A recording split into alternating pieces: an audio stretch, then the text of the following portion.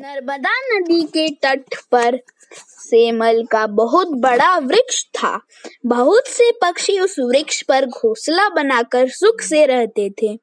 इस पेड़ के पास ही एक नदी बहती थी, जिसका जल पीकर ये पक्षी और राह चलते यात्री अपनी प्यास बुझाते या फिर झुलसती धूप की तपसी से बचने के लिए पेड़ की घनी छाया में विश्राम करते थे।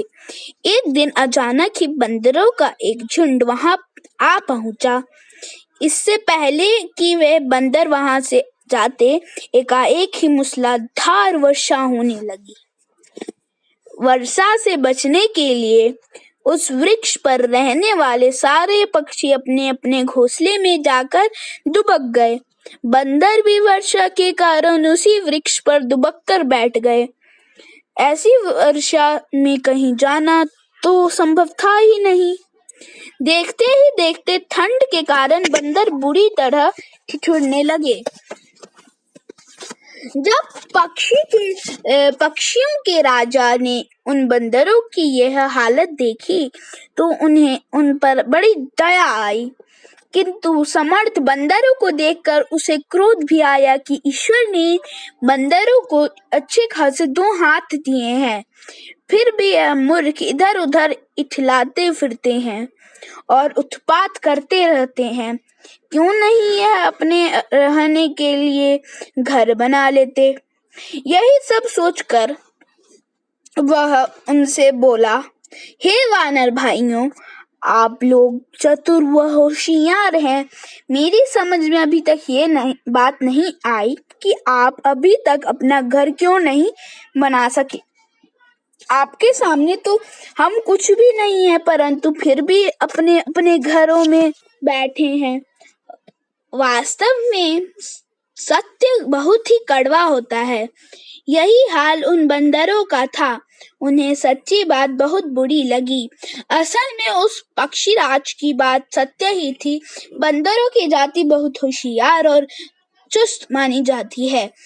यदि ऐसे लोग भी अपने लिए कोई घर ना बना सके तो कितनी दुख की बात है। परंतु बंदर थे कि वे इस सत्य को सहन नहीं कर सके। पक्षीराज की इस बात पर उन बंदरों को क्रोध आ गया। उनके सरदार ने सोचा, इन पक्षियों को इस बात का बड़ा घमंड है कि वे अपने घोंसले में रहते हैं, इसलिए इन्होंने हमारा मजाक उड़ाया है। कोई बात नहीं, हम तुम्हारे इस घमंड का सिर नीचा करके ही जाएंगे। तुम लोगों ने अभी बंदर ही देखे हैं, बंदरों की बुद्धि और क्रोध को नहीं देखा। बंदरों के मन में प्रतिशोध की ज्वाला भड़क रही थी।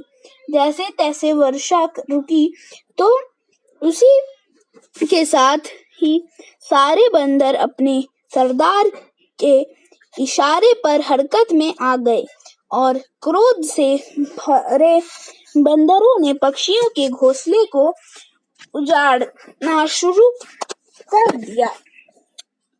पक्षियों के घोंसले पेड़ से नीचे गिरने लगे।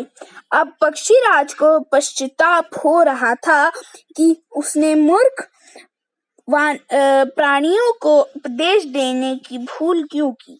जो होना था सो हो ही चुका था। अतः उपदेश देने से पहले बात की पहचान कर लेनी चाहिए। ये कहानी मैंने हितोपदेश पुस्तक से ली है। अगर आपको ये पुस्तक चाहिए तो आप kapod.in पे ले सकते हैं और मैं इस पुस्तक का लिंक आपको डिस्क्रिप्शन बॉक्स में दे दूंगा। धन्यवाद।